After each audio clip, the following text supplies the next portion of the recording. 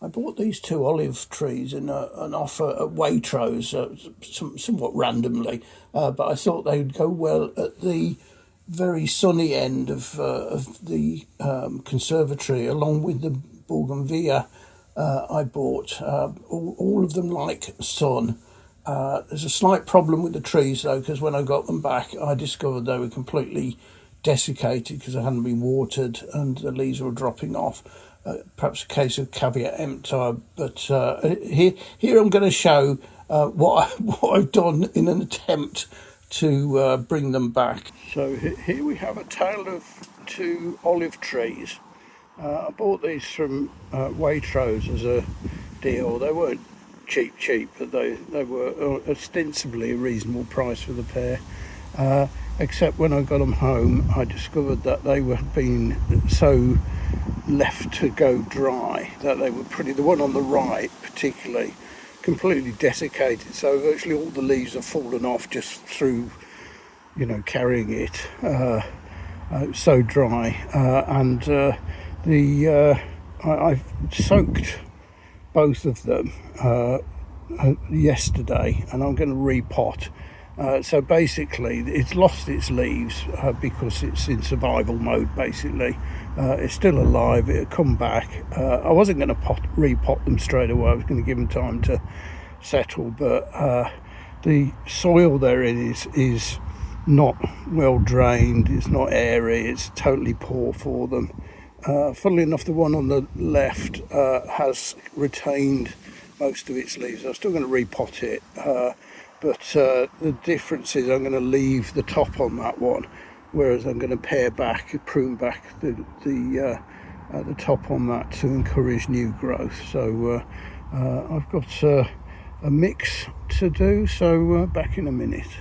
So I've got the first pot there, and in that I've got about 2/3 just regular multi-purpose compost, and 1/3 roughly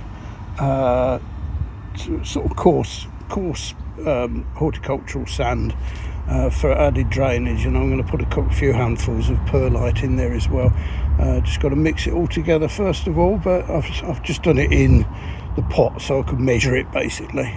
So I've got the very dry one out of its pot. It's got it's a bit root bound to be honest, but I've sort of got it out, rinsed off most of that soil. I need to actually cut some of the roots back to reduce the ball size a little bit and encourage new roots coming on. So that's what I'm going to do next before I start potting. It's quite compact, so I've pared it back a bit to encourage it, but I've not done too much. So that's now got to fit into the pot using the mix I've mixed together. So that's the compost, as I say, about 2/3 compost, and then 1/3 mostly horticultural sand, but you see the white bits of perlite, and those really help drainage and also to allow air through into the roots, which is key, and that's what it wasn't getting before. So the first thing is some crocks in the bottom covering the hole.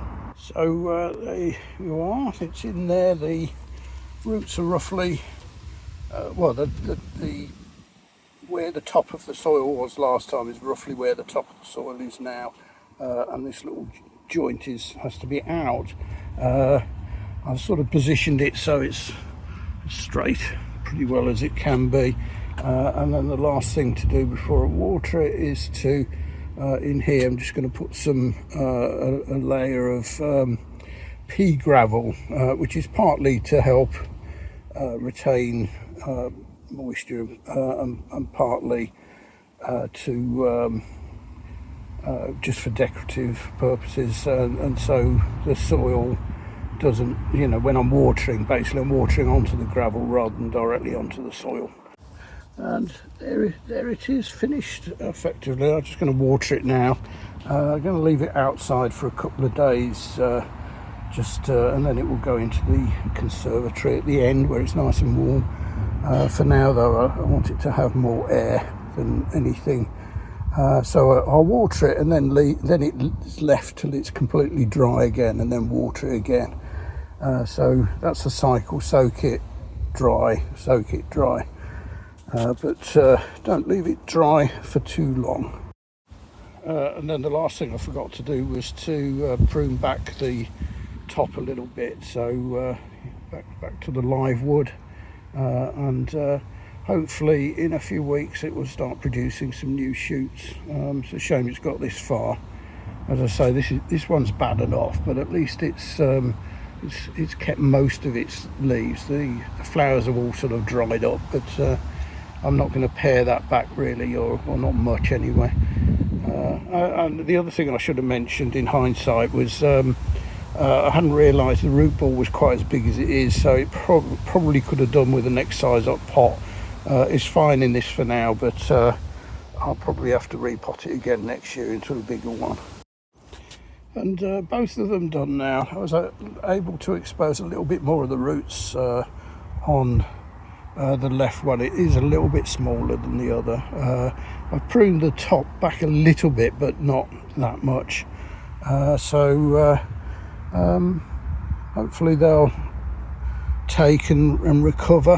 And I've got them in terracotta pots now as well, which I obviously wanted to do. I just didn't think I was going to be doing it quite as quickly. So let's see if these recover and enjoy their life in the conservatory. So the olive trees I've brought, after a couple of days outside, I've brought back in now. They're looking a bit bare, but they're actually going to be, hopefully, in a better place than the desiccated state I actually got them in.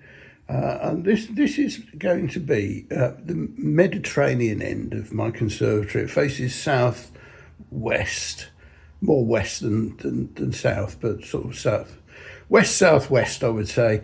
And it gets very sunny in here. So here we have a bougainvillea I bought. I need to repot that into a terracotta pot as well, but it needs a few weeks acclimatising before I do that. That was bought from a nursery, not terribly expensive, and I'll have to put a trellis up, but it will grow up that window. And these are 3 plants which would be happy in a very hot and sunny conservatory. There are very few who'd like it down this end.